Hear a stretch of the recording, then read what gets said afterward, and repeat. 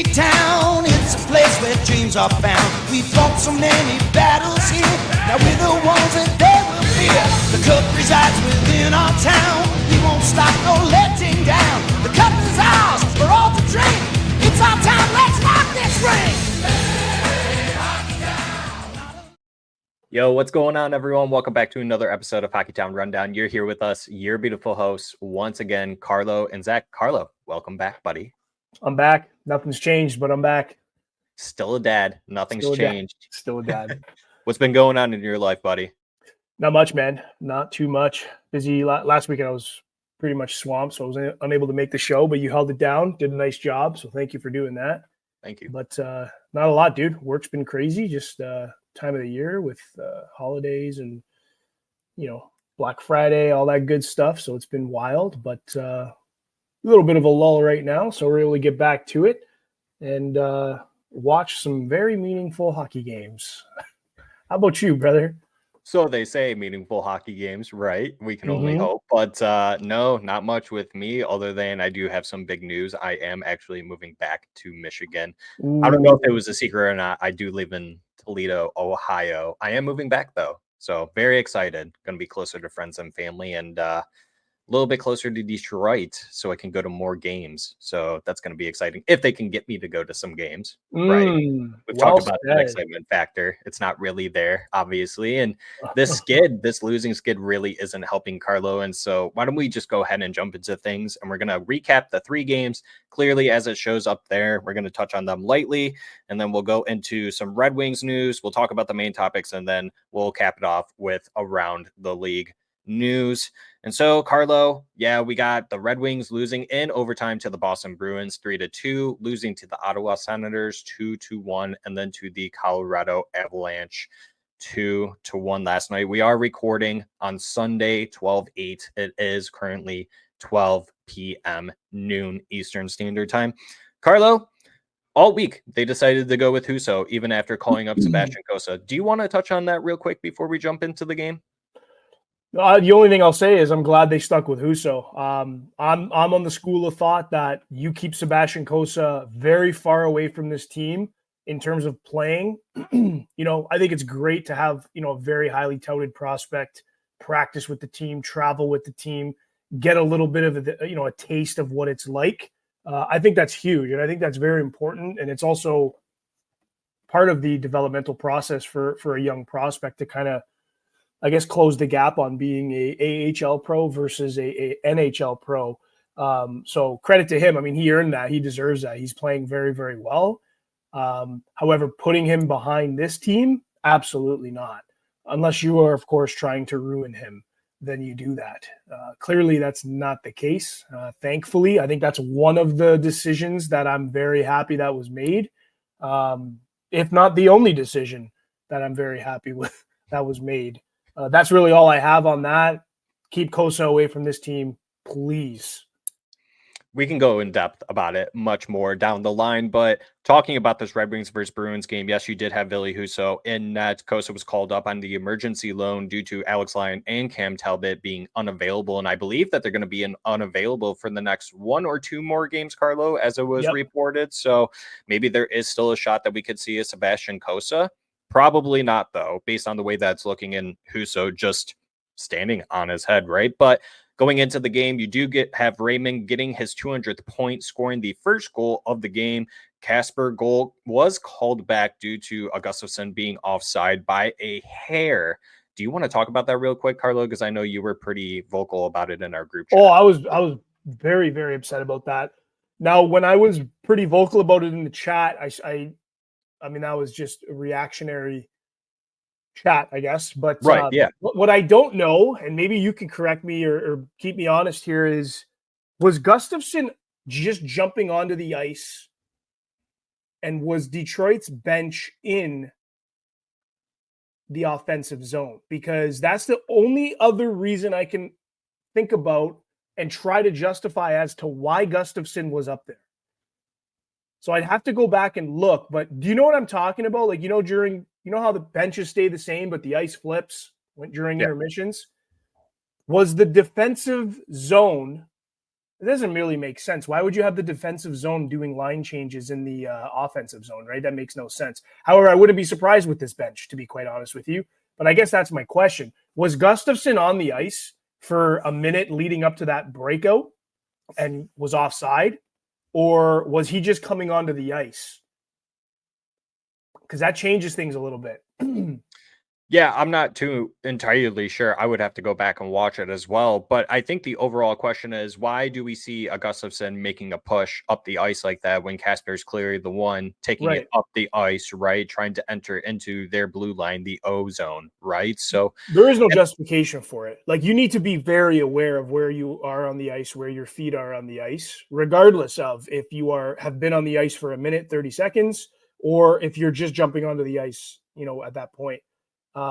He's just terrible, dude. Like, I just haven't seen a good decision made from that guy. No minimal points. He's in and out of the lineup. I haven't seen a good decision made from quite a few players, but he's definitely number one on my list. That was brutal. And the fact that it costed us, honestly, a very, very big goal was infuriating. It's sad. Like, it's just sad. As Carlo would say, the boys indeed are not gelling. Dude, there's no gel. There's no hair. There's not even a shot of hairspray going on right now. Oh man.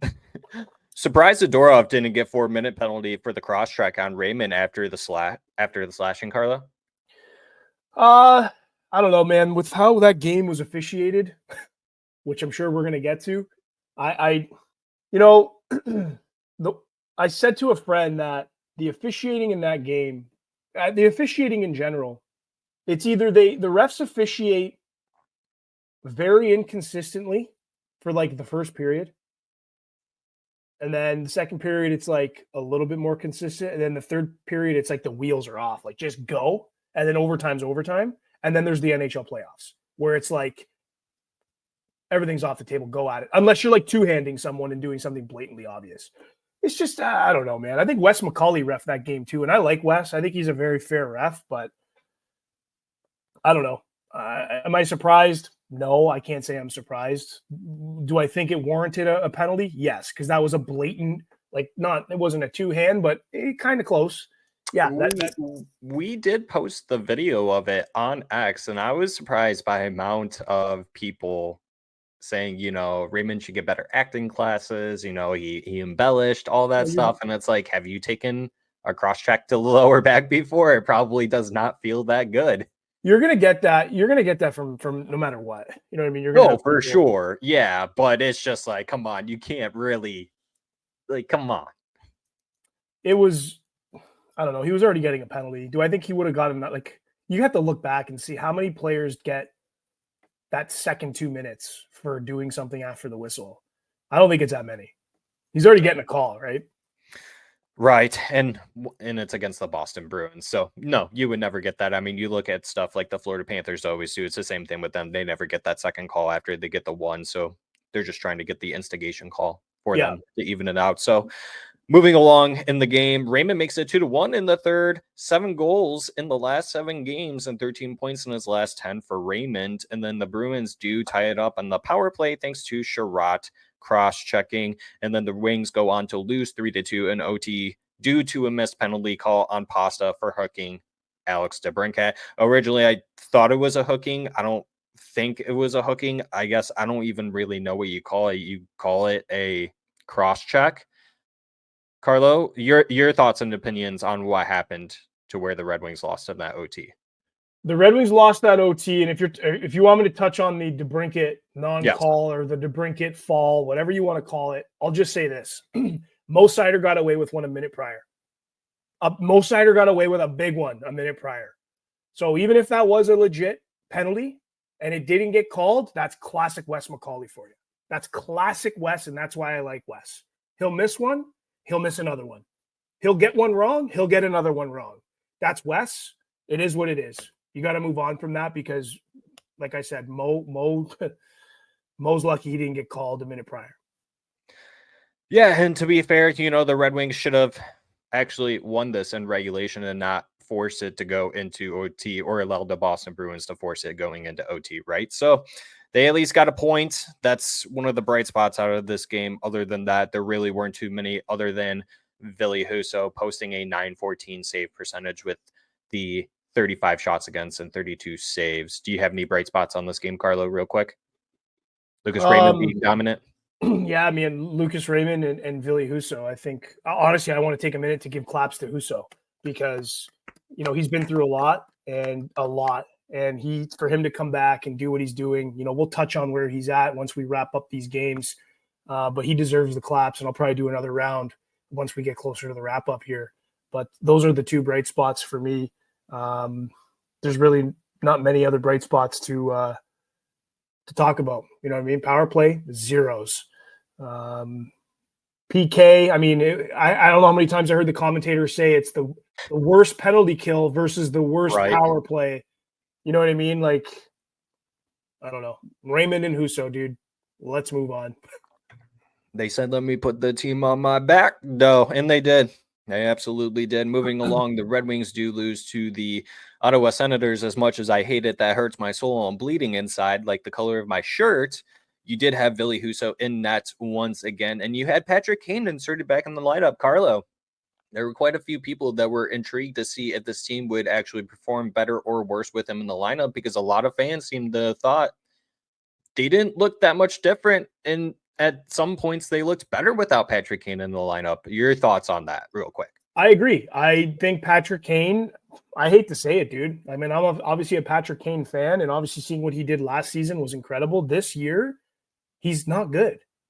He's a giveaway machine. He wants to do things that he's incapable of doing. And he just gives up easy offense to the other team. Which is so surprising because it's the counter opposite of what we saw last season, where he was making the connections on those types of passes. I mean, I saw one last night, not to jump ahead, but he was behind the net, out in the middle of the open, behind the back pass, and there's like four guys in the slot waiting to pick up the puck. I could not believe that. I don't know. Father Time, I don't know. I don't know if he's still injured or if he's still banged up. I guess we'll never know that. But yeah, honestly, I'm kind of leaning towards this team being a little bit better when it comes to puck management without Patrick Kane in the lineup. And that's because Patrick Kane can't seem to manage his game right now. Like, it's blatantly obvious and it's ugly. It's ugly, man. Yeah, and looking at the practice lines for today, even on Zarkon just tweeted out that it's the same top line to Brinkat, Larkin, Raymond, and then they have Rasmussen, Kasper, and Kane on the second line. So I love Kasper on the second line. I don't know why he got demoted to the third line for the last week. That's another decision that I'll never understand. But I don't know. Like, what? I'm assuming they want Kasper to buzz around. They want Kane to make plays, and they want Rasmussen to just post up in front of the net. Mm-hmm. That's probably what we're going to see out of that line, or have Rasmussen do his thing behind the net, because he's great along the walls. He really is. And then shoot it out and get it out to Kasper or Kane, probably floating around that bumper spot. But for me, the thing I like the most is Kasper's on the second line. Yeah, correct. That's my big takeaway there. I do have something I want to touch on when we get later into this episode, but continuing on with this, we do have an Edvinsson injury. There was quite serious, chaotic nervousness out in Red Wings universe. I even tweeted something out too, that when Edvinsson gets hurt and it's just Mo Seider, he's like, I'm a one-man army type of deal. And yeah, luckily he was able to come back. Thank goodness. But Alex DeBrincat, Carlo, before I actually say that, this whole entire game, it was just back and forth. Not really too much transpired. It wasn't like the prototypical Red Wings versus Ottawa Senators games that we see, where there is some scoring. There's a lot of fights. There's a lot of back and forth action going on. With this, it was just a lot of back and forth and staying in the neutral zone, to be completely honest. But the Sens were able to get on the board first. Alex DeBrincat ties it up in the third, but the Red Wings end up losing 2-1 with 42 seconds left. Raymond and DeBrincat turned the puck over in the O-zone. Husso could have made the save, but Seider and Edvinsson had two bad poke checks to give the Sens the shot. in the first place. So I don't know if you want to put a blame on someone or what your thought about that was, but the refs were absolutely horrible this game. I will say that they just lost completely control. You talked about that for the Bruins game too. Just not allowing the players to play the puck. So your thoughts overall on the game? It's just a boring game. Do you think Husso should have had that goal that Norris scored? Well, I don't know. Like, yeah and no. Like, it was a good shot. It was a great shot. No, I know. I don't want to discredit I Norris. It was a banging shot. It was a shot that I don't think that should have allowed to have happened. Yeah, he had a lot of time and space, eh? So it's a shot that never should have happened in the first place. So should he have saved it? Yeah. Is it his fault? No, because his forwards gave up the puck. They're on the rush. Then you got Seider and Mo trying to poke check. They can't poke check. They missed their opportunities twice. Yeah, you know what? You know, I'm looking at the goal visualizer on NHL.com. Just I love that feature. Yeah, and it just really shows you where the puck's at, shows you where all the players at. I mean, that was Larkin's man that he just did not cover. When you look at the visualizer, I'd have to go back and look at the actual game, but like Larkin, I don't know what he was doing, just floating around the neutral zone. Edvinsson was tied up with two guys, Norris, and I don't know who the other guy was, but he chose the other guy, left, and then Norris literally walked in from the blue line, took 3 or 4 strides, was able to wind up and get all the power behind that shot, and he wired it. Larkin should have skated a little bit harder and put some pressure on Norris because Edvinsson obviously took the other guy.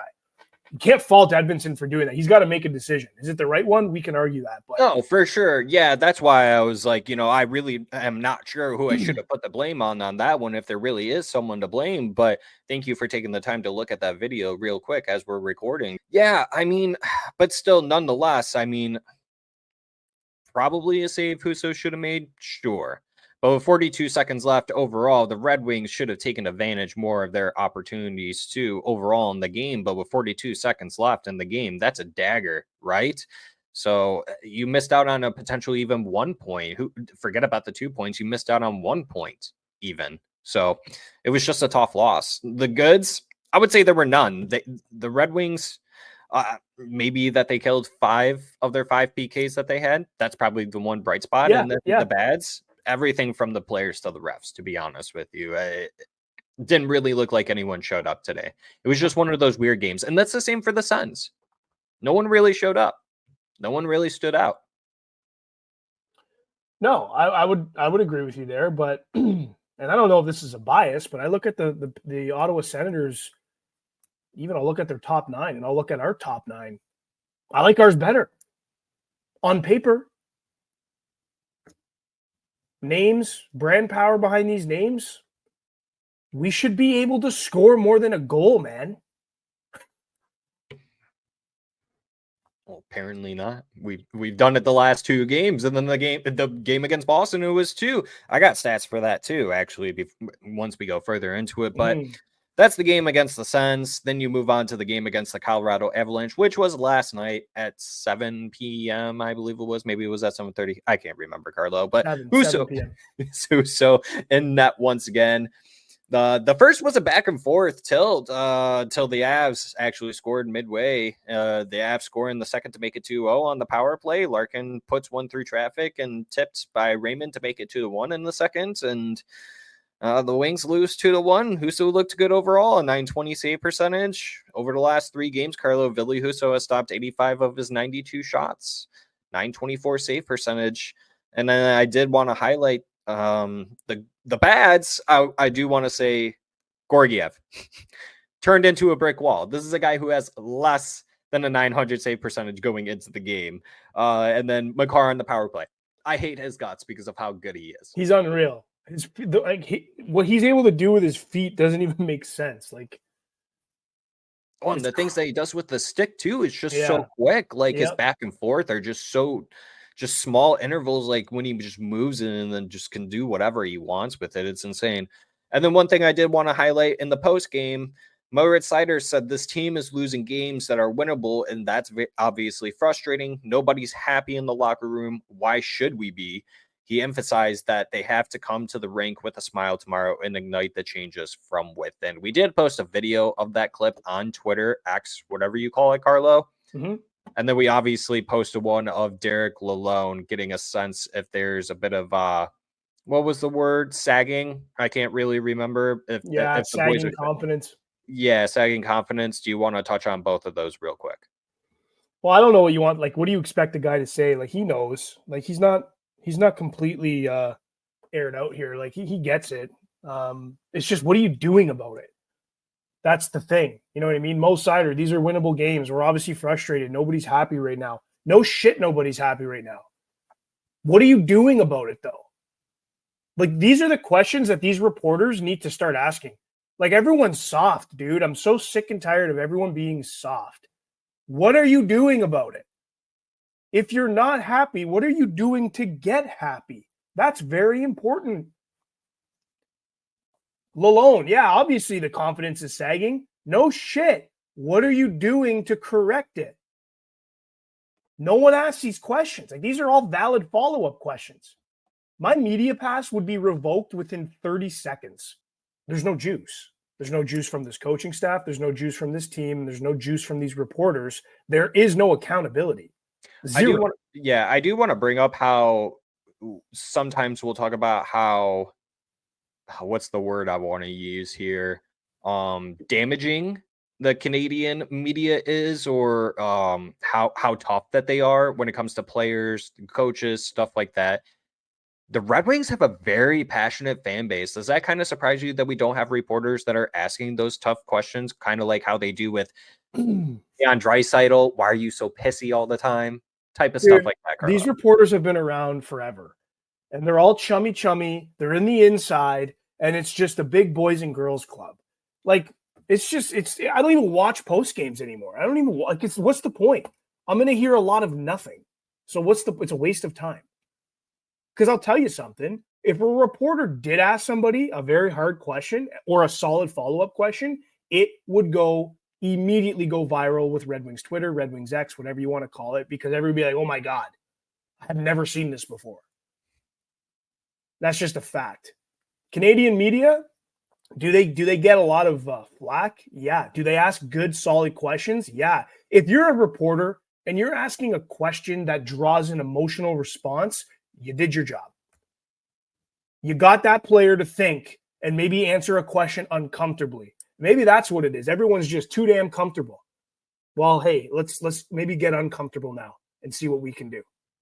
All right, Carlo, let's hop into the main topics of what's next for the Yzerplan. It's kind of a repeat of the one episode that we did about the Yzerplan 2 weeks ago, but going into it now that we're on, what is it, a 4-5 game losing streak with 4 goals in the last 3 games. We've lost 7 of the last 10, which is obviously not ideal if you're the Detroit Red Wings, right? Especially when the last 3 seasons under head coach Derek Lalonde, this time 2 years ago in 22-23, we had 31 points in 27 games.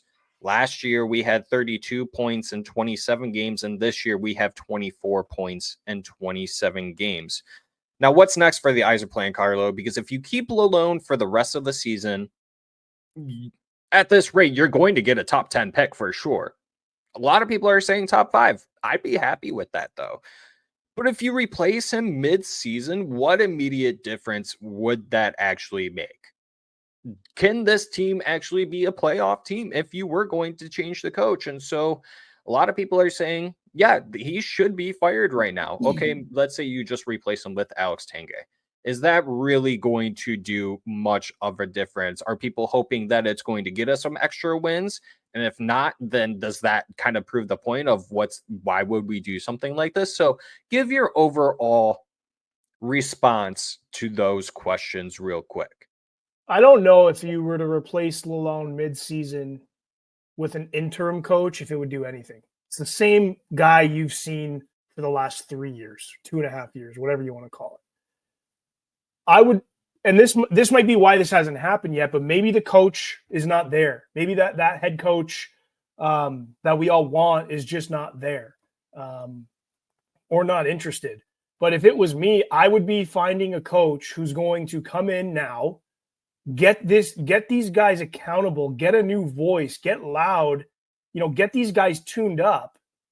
And then we go into next season as a different unit with a different voice, with a different identity.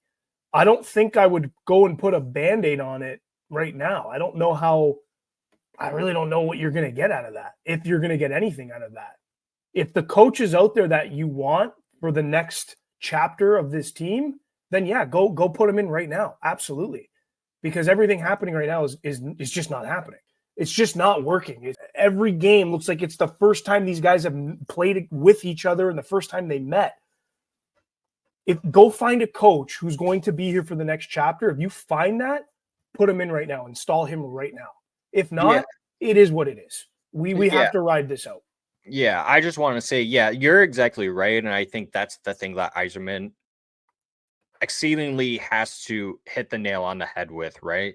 The next head coach that you bring in has to be the guy for the next 3 to 5 plus years, right? If you don't, then that's going to affect the team moving forward, right? And so you have to make sure that it is the correct guy. And you could be exactly right. That guy could not be there right now.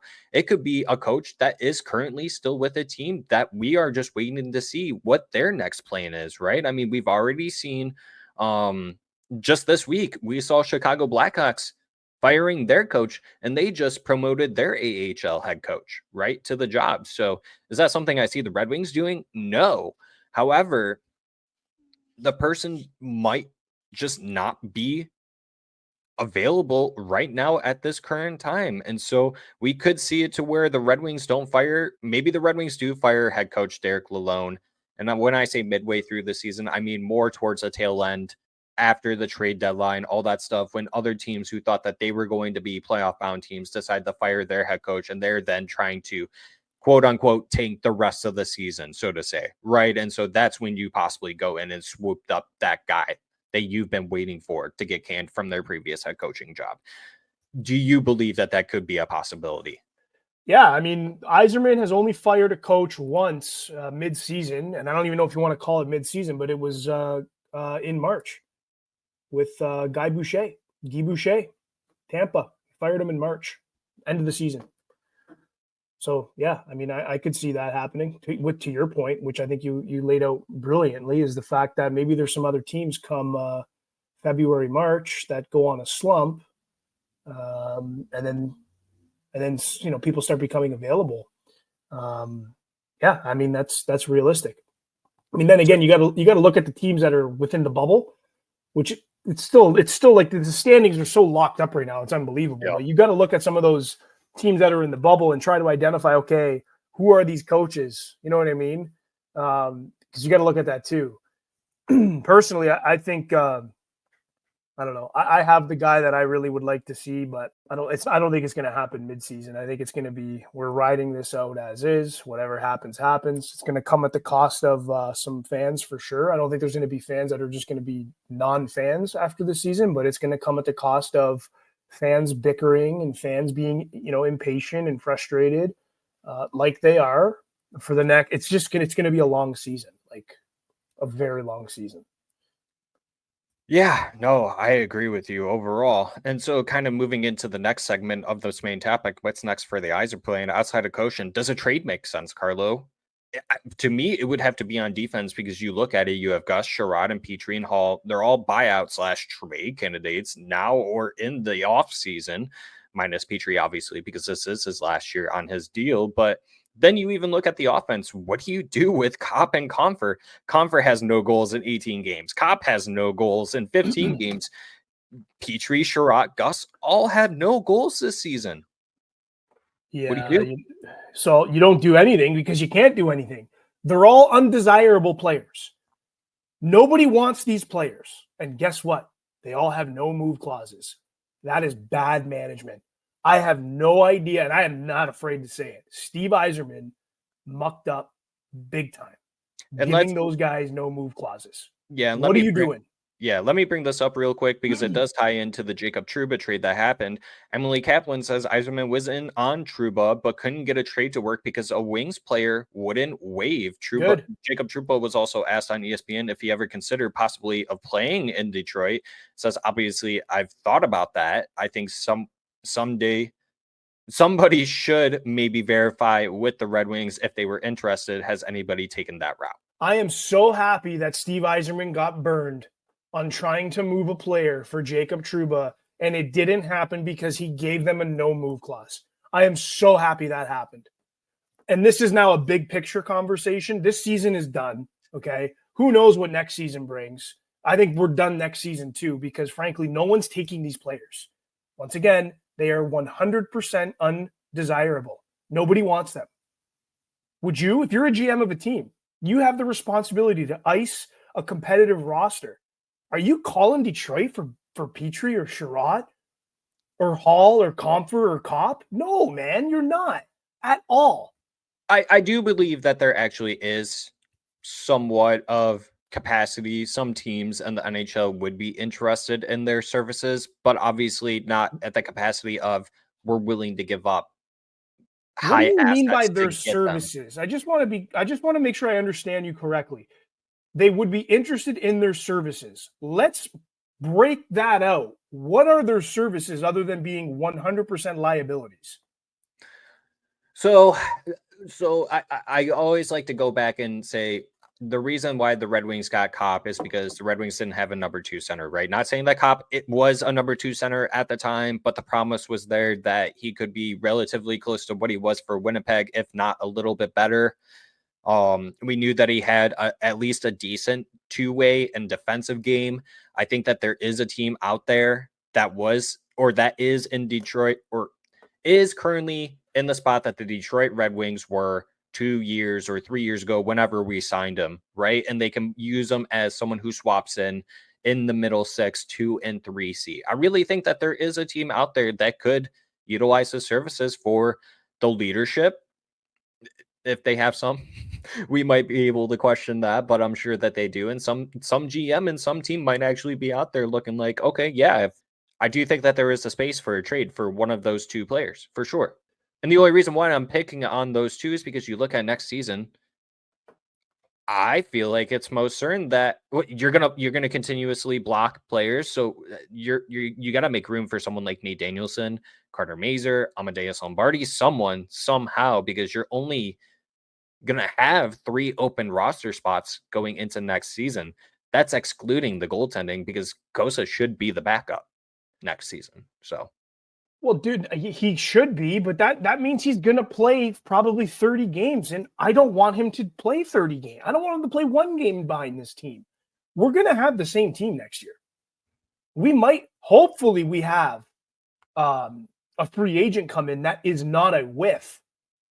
Hopefully these pro scouts are shaking in their boots and saying, okay, we need to nail something here because we have failed miserably with our free agents. So, you know, if we're bringing in a solid free agent, I think it's going to be on offense, which means this defense, minus Jeff Petrie, I guess, is the same. But I want to back up to Andrew Kopp. His best season with Winnipeg. Guess who his head coach was? Paul Maurice. One of if not the best coach in the NHL right now. Look at the team, bro. Look at the team. Look how they play. That guy turns players into rock stars. Look what he did with Andrew Kopp. That's the point I'm trying to make. Kopp comes into a new system with a soft-ass coach, snoozy. And look what happens. The guy hasn't scored a goal in how many games? 15. Yeah. Undesirable, brother. No one's taking him on. I mean, maybe Paul Maurice will be like, hey, we'll take him here in Florida to play on the 4th line. Maybe he can warm the press box for us because that's about all he's good for. He's an extra. But I just don't think there's anyone I don't think any of these players are going to get traded, dude. Because if they do, I would question the GM that's asking for them. So then your last bit of faith there is that you have to use your buyout windows that you have then, right? So are you willing to do that with one of these players or even 2 of these players, both on offense and on defense, because you have to create more room? Because firmly, I believe, Carlo, the next phase of the Yzerplan to me is You more than likely switch up the coaching staff, whether if that's Lalone or not. But I do think Boner's on his way out. It's high time. He's had his leash on for long enough. I think you release him to the wild, let him go somewhere else, take his horrible PK ass somewhere else. Sorry for the language here, but yeah, and I think we see youth movement next year because we're the 4th or 6th oldest team in the NHL right now. Yeah. And something's got to give, and like I said, it goes back to the young players. Last season, we saw it where Steve Yzerman was blocking the young kids from coming up. Lalone wanted some of them to come up. It's high time. This is what we've been waiting for. And I firmly believe that is what's next for the Yzerplan, is that you wait into the offseason. We said it the whole entire last offseason that was going to be the biggest offseason in Yzerman's career. Boy, were we wrong, Carlo. Looking at it now, this next offseason is, because the next two are. Yeah, because if you don't really see too many changes, then yeah, it's gonna be bumpy. You got to line it up with the books as they are today. I think that the only somewhat movable contract on this team, granted that he's willing to play ball, is JT Compher at 5.1. Here's what I think is going to happen with Andrew Kopp. He will eventually get bought out, but it's not going to be this season, and he's going to be back next season. When it's his last year of the deal, if granted that they can't trade him, which I don't think they'll be able to, because I have no hope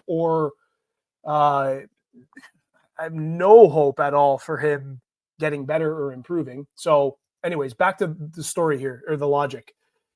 JT Compher is the only movable contract. His contract's done 27-28. Andrew Kopp's contract's done 26-27. He's going to finish out this year. He's going to play next year. That last year, I'd be fine with a buyout. I would be absolutely fine with a buyout. Here's why. Because in 2025, 2026, Sherratt's gone, Hall's gone, Gustafson's gone, Petrie's hopefully not coming back after this year. I don't see how that's possible. Could you imagine? So after next season, when the next season's in the books and it's done, the only person we're going to have on this team left is going to be, out of these undesirable players, is going to be JT Compher for another 2 years and Andrew Kopp for another year. It's at that point you buy out Kopp. For what you buy out his last year remaining, you have JT Compher for another 2 years. And hey, if JT Compher has a good season next year, trade him. If somebody for some reason wants him this year, see ya. But I don't think this team is going to be what we are expecting it to be until the 26-27 season. And that's granted that the free agents that come in are not whiffs, and that the players that come up are who we want to be up. Kosa, ASP, MBN, like, those studs that we got. I'm expecting them to be there for sure, but I'm also expecting our pro scouting to get their heads out of their where and start getting some solid free agents on this team. But I don't think this team's going to be where we want it to be or where we would like it to be until 26-27. A little bit away here. And then the gelling starts. That's when the gelling starts. Because you got to start to basically amalgamate ASP, MBN, Kosa into this core, into this team. And that's when the gelling begins. So 26-27 could be the last year that we don't make the playoffs. Could be the first year that we do make the playoffs. But don't talk about Stanley Cups until closer to 2030.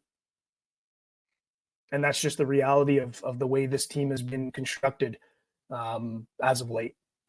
Unless the Wings hit on free agency, like you alluded to earlier, which there is a Mikko Rantanen. I talked about it last episode, but yeah. He's not going to solve all the problems, dude. This defense has to, the contracts need to dissolve on this defense. And unfortunately that doesn't happen until 26-27. Yeah. Not saying don't get Rantanen. Absolutely. Yeah. Get him, sign him for a 6-8, whatever you got to do to get the guy over here. It's going to take some term for sure. He's going to be part of that team that's going to take us to the promised land. That's a guy you do it by all costs. But the whole package, the big picture package, 26-27 is that's when we start to have the conversations of, hey, the Red Wings are going to make the playoffs for the first time, or this is definitely the last year they missed the playoffs. And then look at this team now. And then boom, 27-28, they come out guns a-blazing. But we're a ways away, man. We're a ways away, and that's scouting. That's management. That's on Steve. 100%. Handing out these no move clauses. What are you doing, man? And then Derek Lalonde. I mean, Snoozy himself. He's just not getting this team as they are to click. It's just bad all the way around, man. So to short recap briefly, say to the audience, what's next for the Yzerplan in your opinion? What's next to me? Like I just said, it doesn't start until 26-27 season. I think we are unfortunately stuck in neutral with this roster, with the contracts that were handed out, and with the clauses within those contracts. I think we're going to be sitting here a year from now, and we're going to be having the same type of discussions. We need to just accept that. We need to, I don't even want to tell you to embrace it because it's very difficult to do that. And it's certainly easier said than done to do that. But this team is going to be the same next season as they are this season. Do I think they can be a little bit better? Yeah, I think a coach could ultimately change that. I think the coach could get guys to click a little bit more and stop making it seem like it's the first time that they've ever played together every single night. But I don't think we're talking playoffs until for another 2 years for sure. And what's next for the Yzerplan? Don't whiff on free agency. Go after the guys that are going to be here in 26, 27 and on, because that's when this team is going to be a team.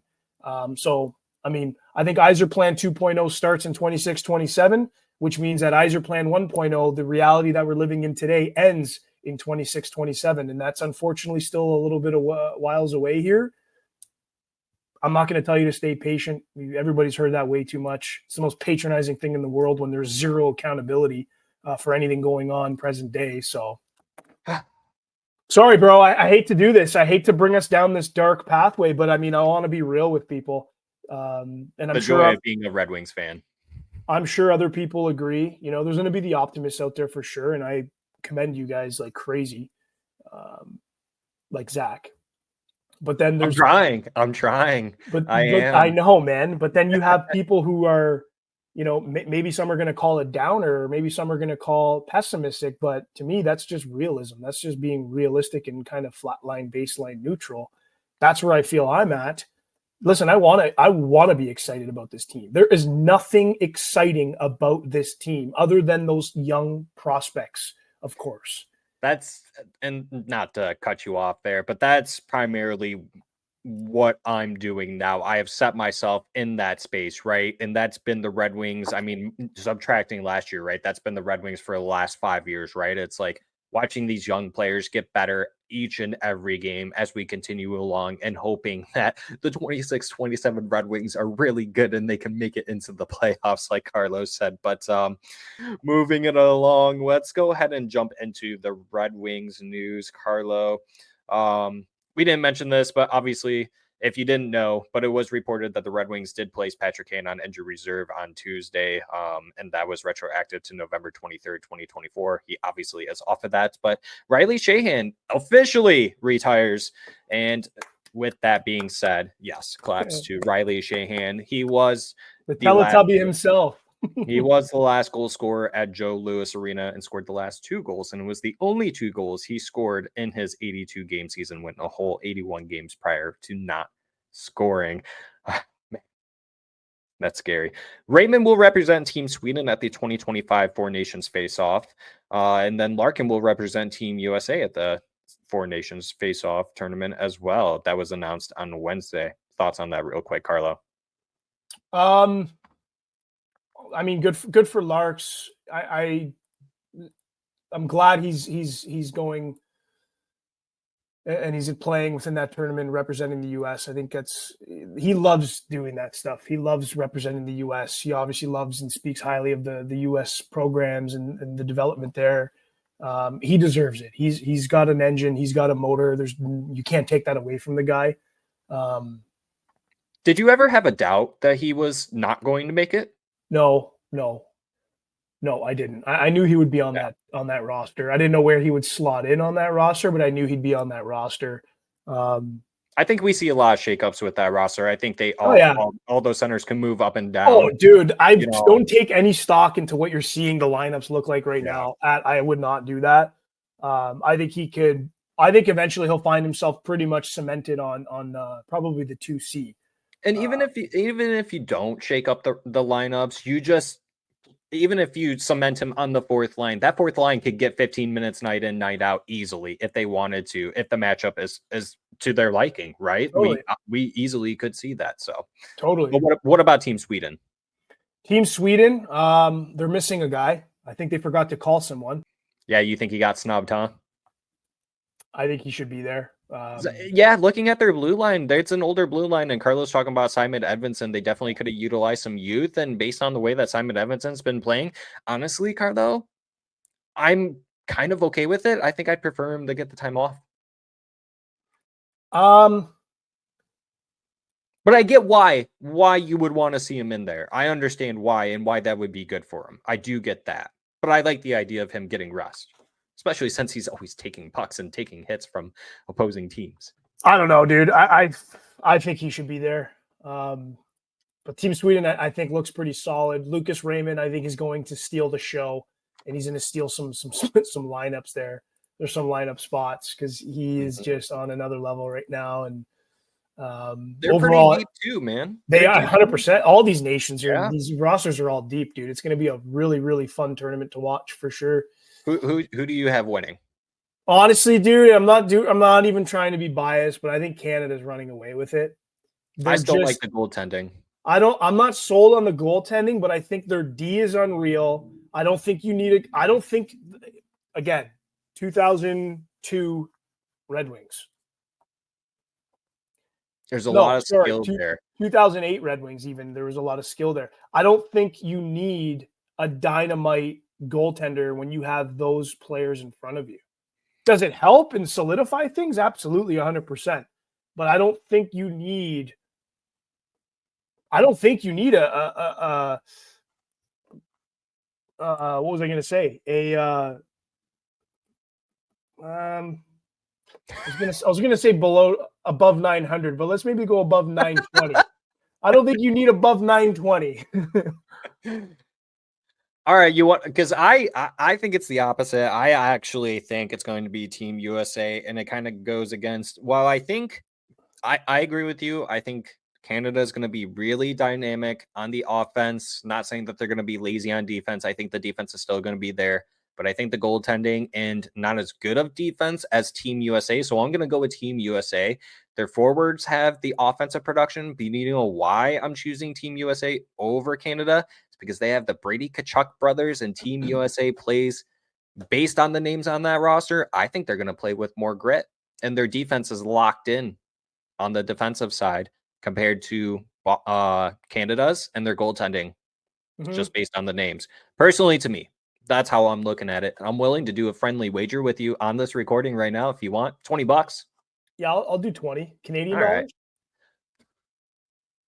What, Canadian dollars or US dollars? That changes things, brother. Oh my God, get out of here with your I'm joking. Get out of here. We'll do the real money. We'll do the real money. The US dollar. But I will ask you this. So you talk about the goaltending in the US. So this is the way I look at it, and this is my question. Can the Canadian forwards solve the goaltender? I'm going to say yes. Can the US forwards solve the Canadian defense?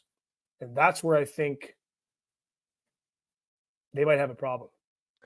Watch us both be wrong, and it's Finland. I hope Sweden wins, to be honest with you. It's anyone's game, honestly, Carlo. But best of luck to you, buddy. Yep, I hope best I of luck win. to you too. I hope you lose. And then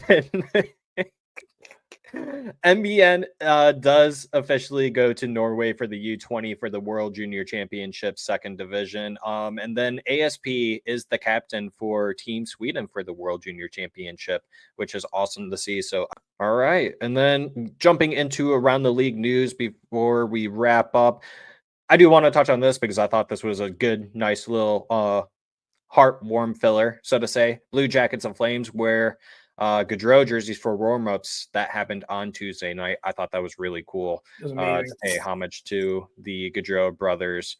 And then obviously we talked about a little bit of the Trouba trade, but kind of breaking it down. Trouba traded to the Ducks for, pardon me if I say this wrong, Euro Vakanainen and a fourth in 2025. That's $8 million off the books for the Rangers. Carlo, it's clear as day the Rangers won this trade through and through. I don't think the 100%. Ducks. I think the Ducks knew what they were doing. They were just okay with eating the cap. It is what it is. They probably viewed him as someone with leadership. He's got grit on the ice. Him and Radko Gudas are just going to be who were those brothers, the Goon brothers or whatever from the Mighty Ducks? That's exactly who they are. That's what it's going to be in Anaheim with all their young players. So it's going to be tough to play against Anaheim. So I wouldn't look at it where it's lopsided like that. But I do think the Rangers walked away because they're able to get away scot-free with just getting rid of cap very easily. And so I saw a lot of people saying there should be no reason why the Red Wings can't be able to do the same thing. And that's why I kind of go back saying, I do think there is space for us to trade some of those players that we talked about. But your thoughts overall on the Trouba trade? Anaheim did New York just a ton of favors. Yeah. They gave New York, obviously they gave them immediate cap relief, but go and take a look how much money they have now come trade deadline. It's crazy. Great move for I think Drury there, right? GM of the Rangers. Yeah. I mean, great call for him and good on him to get that deal done. That looks fantastic. I don't know why Anaheim did that deal, but I mean, whatever. I don't know. It's 1 year left. I don't think Trouba's going to add too much. I think he's going to play a role, I think, but I think after when his contract's done, I mean, is he done or is he going to just take a $3 million deal somewhere? Who knows? I don't know. I'm just glad he didn't end up on Detroit. We don't have. There's just that was going to be my follow-up question, I guess. Yeah, are you upset that he didn't get traded to Detroit because it was rumored, like we mentioned, that No, I'm not. The only way I'd be okay with him coming to Detroit is if one of the undesirable players on our team was going back. Right. Obviously, that didn't happen because of what we talked about. Steve Yzerman gave these knuckleheads a no-move clause, and they exercised their right. Good on you. Moving on. We're not missing out on much with Trouba, I don't think. But it depends on who is going to be potentially moving out. I don't expect us to ever know that, so moving on. Yep. And with that trade, that then opened up room for Igor Shesterkin to sign his $8 by $11.5 million contract with the New York Rangers. And you shared with us that because of the New York taxing 55% tax. Woo! Yeah. So with that contract, at the end of the day, he's left with slightly over $5.5 million per year, but it's all in signing bonus money. So he gets that all straight up every year. Yeah, but Jake Ottinger still makes more. Yeah, that's crazy. Yeah, and that's how, they talk about how some of these markets with no salary or tax, not salary, but taxed, right? Florida, places like those, they're able to get away with that. And players, they're just more desirable places, right? If the Red Wings could do something like that, Detroit, please. That's it for Around the League news. So, Carlo, I think now is a good time for us to go into our final thoughts if you have any, good friend. Yeah, I mean, final thoughts. For me, I think I mentioned it. I'm no longer, for the first time ever, I am no longer going to pass on plans to watch a Red Wings game. I'm at that point. I will still make sure I educate myself on every single game by any means necessary, even if that's watching recaps. But I am no longer going to go out of my way to watch this team play until changes are made. I gave you guys my thoughts. I expect us every single game. I am counting on us to lose because I have no reason to believe we can win. Thus, I'm not passing on plans to watch these games anymore until we start to see the accountability checks happen. Go Lions. That's my final thought. Yeah. My final thoughts are I'm still tried and true to my Red Wings. It's tough for me to miss a game. Even when I don't want to watch them, I'll still at least put them on in the background. Or if I go out somewhere, I at least want to be able to see it on somewhere. If I could just watch it somehow, so at least there's that. But yeah, go Lions, for the Red Wings, we really all have to hang in there. More than likely, Lalonde's not going to get fired midway through the season. If it does happen, it's towards the tail end, like we mentioned. What's next overall? Just stay patient. Wait for the young guys to come up. Wait for these contracts to end. Steve Yzerman definitely needs to go into the offseason and make coaching changes or just staff changes in general. Pro scouting, even to call out. We really didn't touch on them really too much, but we have in the past. So, but yeah, overall, let's go Red Wings. Their next game will be, I believe it's tomorrow, Carlo, against the Buffalo Sabres at 7 p.m. on Monday, December 9th. We're getting closer to Christmas, buddy. So hopefully everyone stays warm out there. It's actually 51 degrees here today, so I'm quite excited about that. But yeah, once it starts to get colder out once again, stay warm, bundle up, stay safe out there. And until next time, we'll see y'all on the next one. See ya. Later, guys.